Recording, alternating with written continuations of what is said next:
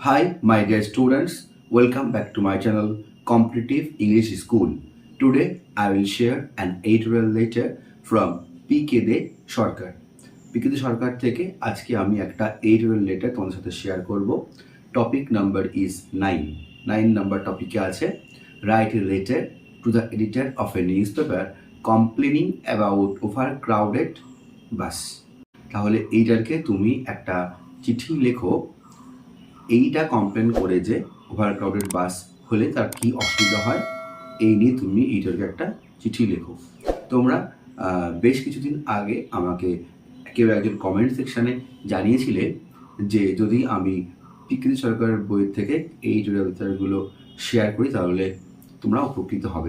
তাই আমি আজকে সেখান থেকে বেছে নিয়ে একটা important topic, write a letter to the editor of a newspaper complaining about overcrowded bus।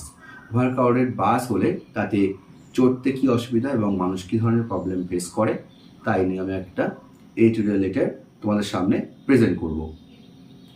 So my dear students, তোমরা ভিডিওটি পুরোটা দেখার আগে কিন্তু অবশ্যই নিজেরা একটু প্র্যাকটিস করবে, লেখার চেষ্টা করবে, তাহলে তোমরা বুঝতে পারবে কেমন করে লিখতে হবে এবং তোমরা পরবর্তীতে লেখার পর আমার ভিডিওটা দেখে তোমরা অ্যান্সারটা চেক করে নেবে এবং তাহলে তোমরা বুঝতে পারবে কেমন করে এডিটোরিয়াল লেটার লিখতে হয়।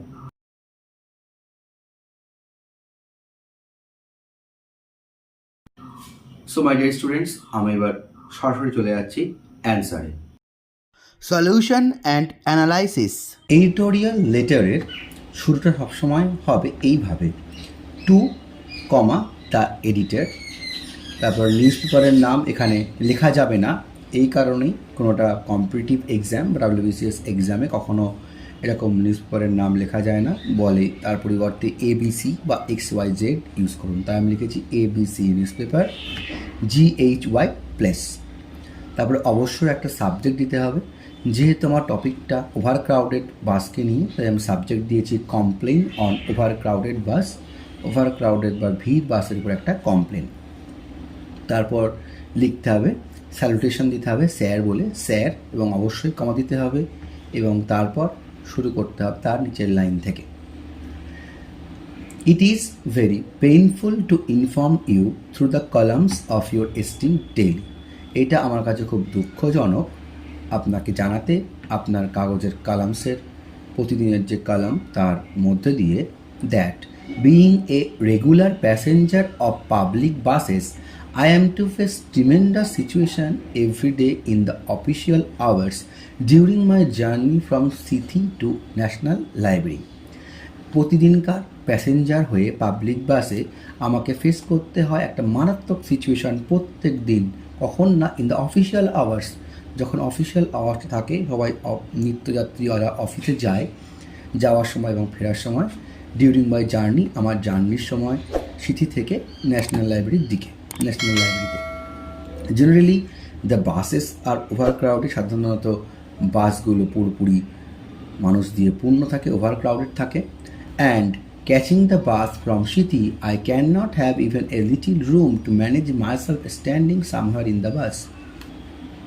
Catching the bus from the city, সিটির থেকে বাসে ওঠার পর আমি কোনো জায়গাই পাই না ভিতরে যে নিজেকে ম্যানেজ করতে পারবো, কোনো জায়গায় দাঁড়াতে পারবো, এমন কোনো জায়গা আমি ভিতরে পাই না। তাই লিখলাম can not have even a little room, কোনো ছোটো জায়গাও পাই না, টু ম্যানেজ মাই সেলফ, নিজেকে ম্যানেজ করে দাঁড়াতে পারবো, standing somehow in the bus, কোনো একটা জায়গায় বাসের মধ্যে। I am to hang myself at the door gate for the huge pressure of passengers. আমাকে ঝুলতে হয় ডোর গেটে, অর্থাৎ বাসের যে ডোর গেট মানে দরজার কাছে আমাকে ঝুলতে হয়, কেননা প্যাসেঞ্জার নিত্যযাত্রী প্রচুর প্রেশার বা প্রচুর চাপের কারণে। In this way I am to be there for half an hour. এইভাবে আমাকে থাকতে হয় দরজার কাছে ঝুলে প্রায় আধ ঘন্টা ধরে। আই অ্যাম টু হ্যাং মানে আমাকে ঝুলতে হয়, আমাকে দাঁড়িয়ে থাকতে হয়, আর হ্যাভ টু দেওয়া মানে আমাকে কিছু করতে হবে, তাই আমি লিখেছি এখানে am to. When the bus reaches near central I get the room for inside. যখন বাস পৌঁছায় সেন্ট্রালের কাছাকাছি তখন আমি ভিতরে যাওয়ার জন্য জায়গা পাই।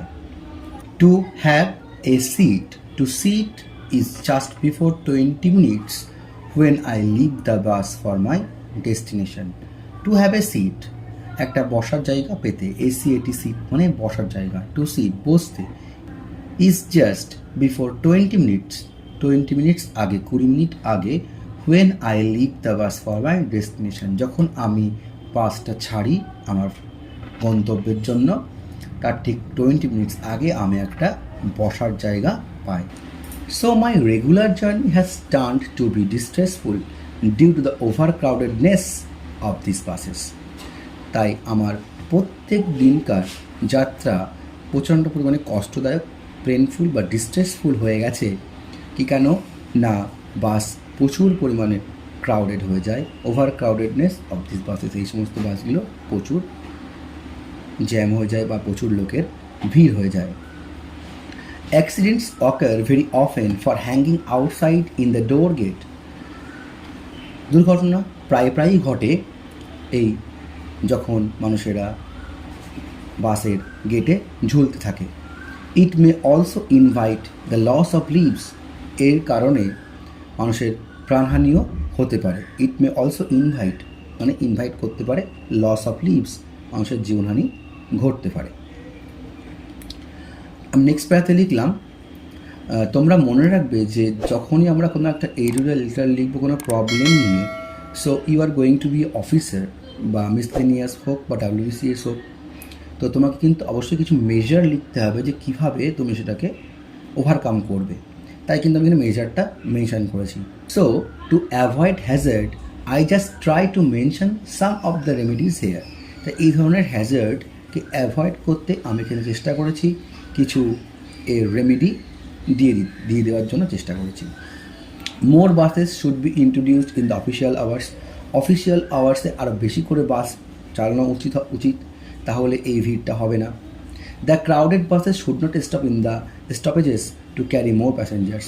যেগুলো ভিড় বাস সেইগুলি কখনোই দাঁড়ানো উচিত হবে না স্টপেজে, যে আরও বেশি করে তার প্যাসেঞ্জার নিয়ে ভর্তি করবে তাদের পয়সার জন্য। ক্রাউডেড বাস সেটা চলে যাবে। তাহলে crowded bus should not stop in the stoppages to carry more passengers. Short distance passengers may use auto, tram and other vehicles. যারা কাছাকাছি যাত্রী, কাছাকাছি 5 কিলোমিটার 6 কিলোমিটার, তারা কি ইউজ করতে পারে? অটো বা ট্রাম বা অন্যান্য vehicles. Metro rail can also B a good option where ever it is accessible. যেখানে মেট্রো ট্রেন বা মেট্রো রেল আছে তারা সেইগুলো ইউজ করতে পারবে, খুব কম সময়ে তারা সেখানে দ্রুত চলে যেতে পারবে। In this way the authorities concerned in this matter can take stern measures to put an end of this hazard. তাহলে এইভাবে যে অথরিটিস যারা কনসার্নড আছে এই এর সাথে বা বাস কর্তৃপক্ষের সাথে, তারা কিছু স্টার্ন মেজার নিয়ে এই হ্যাজার্ডটা দ্রুত সমাধান তারা করতে পারবে যদি তারা মনে করে। তাহলে প্রথমে একটা অবশ্যই এরকমভাবে তোমাদের প্রবলেমটাকে তুলে ধরতে হবে, তারপর তার সাজেশান লিখতে হবে এবং তারা যে একটা কনসার্ন নেবে, তারা যে একটা অ্যাকশান নেবে তাই নিয়ে তোমাকে এক লাইন লিখতে হবে। তো আমি এইভাবে এই লেটারটা শেষ করেছি। তারপরে থ্যাঙ্কিং ইউ, ধন্যবাদ দিয়ে শেষ করতে হবে এবং একদম খাতার নিচে লাস্টে ডান দিকে লিখতে হবে ইয়োর্স ফেইথফুলি। এখানে কিন্তু কখনোই ইয়োর্সের উপরে অ্যাপোস্ট্রফ হবে না বা এসের আগে অ্যাপোস্ট্রফ হবে না, এরকম লিখতে হবে ইয়োর্স ফেইথফুলি, আপনার বিশ্বস্ত। অবশ্যই কমা দিতে হবে এবং তারপর সিগনেচার, যেহেতু সিগনেচার এখানে হয় না তাই একটা কোড DEF বা EFG যা খুশি একটা এখানে লিখতে হবে। আর ডেটটা এখানে ডেট দিতে হবে, এটা তোমরা এক্সামের ডেটও দিতে পারো। তাহলে এইভাবে কিন্তু একটা লেটার, তোমাদের অফিসিয়াল লেটার বা এডিটোরিয়াল লেটার তোমাদেরকে পরীক্ষায় অ্যাটেন্ড করতে হবে। তো মাই ডিয়ার স্টুডেন্টস, তোমরা দেখে নিয়েছো কেমন করে এডিটোরিয়াল লেটার লিখতে হয়। উপরে প্রথমে সাবজেক্ট দিয়ে বা দেখি উপরে টু দ্য এডিটার, যেহেতু এটা WBCS বা কোনো পরীক্ষার এক্সাম তাই সেক্ষেত্রে নাম না লিখে ABC নিউজপেপার XYZ প্লেস এমন কিছু লিখতে হবে। তারপর সাবজেক্ট লিখতে হবে এবং তারপরে স্যাড দি স্যালুটেশন এবং যেভাবে শুরু করেছি আমি সেভাবে শুরু করতে হবে। লাস্টে নিচে ডান দিকে ইয়োর্স ফেইথফুল লিখে একটা কমা দিতে হবে এবং নিজের নাম সই করা কখনোই যাবে না যেহেতু এটা কম্পিটিটিভ এক্সাম, এবং বাদিকে একটা ডেট দিতে হয় যেটা তোমরা এক্সামের ডেটও দিতে পারো। সো মাই ডিয়ার স্টুডেন্টস, এই ছিল আমার আজকের ভিডিও। তো তোমার যদি ভিডিওটি ভালো লাগে থাকে তাহলে কিন্তু তোমরা অবশ্যই লাইক করতে ভুলো না। আর যারা এখনও পর্যন্ত আমার চ্যানেলটি সাবস্ক্রাইব করো তো সাবস্ক্রাইব বাটনে গিয়ে সাবস্ক্রাইবে ক্লিক করো এবং পাশে থাকা বেল আইকনটা ক্লিক করে দাও to get further notification from my channel. So my dear students, আজ এই পর্যন্তই। Thank you, thanks for watching. দেখা হচ্ছে আবার পরের ভিডিওতে।